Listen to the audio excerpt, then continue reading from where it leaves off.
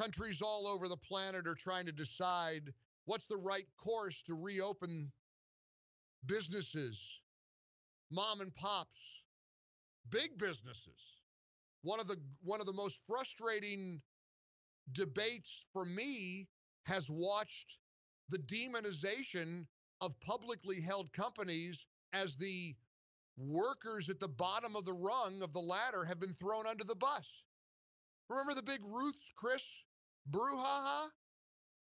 How much do you think a waiter or waitress at Ruth's Chris makes? You think they're making a couple $100,000 a year? And yet they're supposed to, you can't accept any government assistance because, well, Ruth's Chris is a big, fancy steakhouse, publicly held. What is publicly, gosh, somebody's got to tell me what that distinction is. Because publicly held companies have a lot of people making $30,000, $20,000, $40,000 a year who are in big trouble right now. So I guess maybe the message is you better go work only for a mom and pop, because in the future, if anything this disastrous ever happens again, you're on your own if you work for a company that's traded on the New York Stock Exchange. You think a waitress making $400, $600 a week cares about the corporate ownership of a company? I honest to goodness don't get it. In fact, I may bribe you to call this radio show and tell me what the difference is between the mom and pop steakhouse, who gets $500,000 in government money, but the Ruth's Chris Steakhouse on Congaree Road in Greenville or whatever it is, and they don't get anything because, oh my gosh, publicly held, it looks terrible. Looks terrible. The optics are bad. What are the optics? You think a publicly held company has got some magic wand that can give its own stimulus money or economic recovery money to a waitress who makes $4 an hour plus tips? I will never understand that part. Meanwhile, here we go. It is Tuesday, May the 5th. The big breaking story is that there are new numbers showing a projected spike in cases. Of course, the media is going to blame all of that on opening too soon. Headline: models shift to predict dramatically more deaths as states relax social distancing. So, can someone give an answer once and for all as to what the right timetable would be? Should we stay locked down for a year? 6 months? Tell me. I'd love to know. I'd love to know the answer. Because I know, of course, that for Democrats, particularly the titular head right now, the Democrat Party, the presumed nominee, Joe Biden, is very clear at the opportunity that is being presented by coronavirus.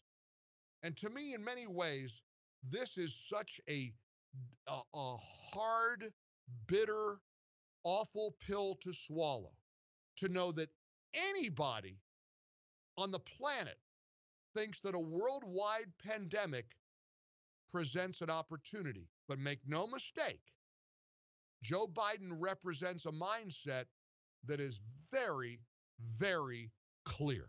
If we do this right, we have an incredible opportunity to not just dig out of this crisis, but to fundamentally transform the country. Here we go again with transforming the country. Now, listen, it worked for Obama. It worked for Obama. We're going to fundamentally transform America. Remember that? Hope and change. And see, people hear transformation and they think, I guess, oh, this will be a good thing. And then study what Democrat policies really entail. Look at the difference between the policies of a party, the ideology of a party that favors limited government, less government in our lives, and a party that thinks, listen, the government's got to take care of us from cradle to grave.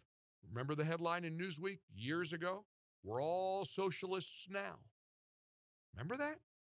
I remember it like it was yesterday. Welcome in. We're in the ReliefFactor.com studios, and it is a pretty eventful day for us because I'm back in our radio station for the first time since this thing began. It was fun to work out of home, and many people who can work from home are and should. But, we have a very, very small staff here. And as our company starts to crack the door open and allow people in certain positions to come back to work, I was very excited to make that commute today to work and drive in and be in the office again. So we are back in our ReliefFactor.com studios in our home base. And it feels incredibly liberating. We're taking these baby steps, but of course we're proceeding very carefully, very cautiously, and with way more questions than answers. How do we balance this? How do we push back against a governor who says, you're going to kill people if you don't wear a mask? Just was reading a column over at Red State by Nick Arema, who says this same governor who says you'll kill people if you don't wear a mask and you should be fined and you should be punished if you don't, he initially said don't wear a mask. In fact, he didn't order that people have to wear masks in New York until April 17th. Thousands, of course, had already died. And up until that point, he had carried on meeting with all kinds of people without wearing a mask. So, Nick Arema over at Red State says far too many governors seem to think that this pandemic gives them dictatorial powers that it doesn't. Instead of treating people like adults, they demand compliance, as though Americans are their children to order around. He writes, when they're doing things that they tell their constituents not to do or worse, such as sending people who tested positive to nursing homes who are at the greatest risk, then maybe they're not exactly living what they're preaching. Seems to be a pretty powerful argument on the part of Nick Arema over at Red State.